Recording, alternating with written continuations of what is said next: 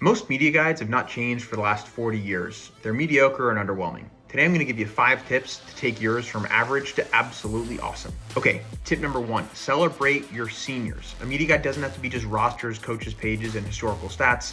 At storyoftheseason.com, we made custom and beautifully designed senior profiles and senior spotlights that have all the key information about a senior, not just their height, weight, and position, but favorite memories within the program, plans after high school. They have cool cutouts and action photos of them playing. That's one of the best things you can do for your media guide to spice it up. Tip number 2, make it visual. Include high resolution photos, not crappy photos, to elevate every single page of your media guide. And make sure that you have a consistent branded design throughout the media guide so that every single page looks sharp and cohesive. Tip number 3, add personality to your media guide by doing some Q&A interviews with players and coaches. It gives fans a behind-the-scenes look at who your players are, and it's way more engaging in your media guide. You can add a QR code to a page, post that video on YouTube, and fans can see every interview with every single player in your program. All right, tip number 4, add stories. This is all about storytelling. So have a feature article or a few feature articles about the captains,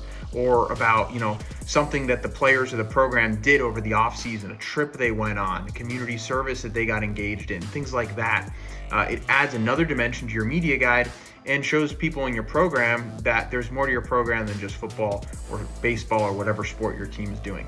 And lastly, I kind of talked about this in tip number 2, but consistency is key, okay? So consistency in the quality of photos, consistency in your branding, the logos you're using, the color schemes. You want a cohesive, good-looking media guide. So, the branding and the colors on page 2 and 3 look the same as the branding on the colors at the end.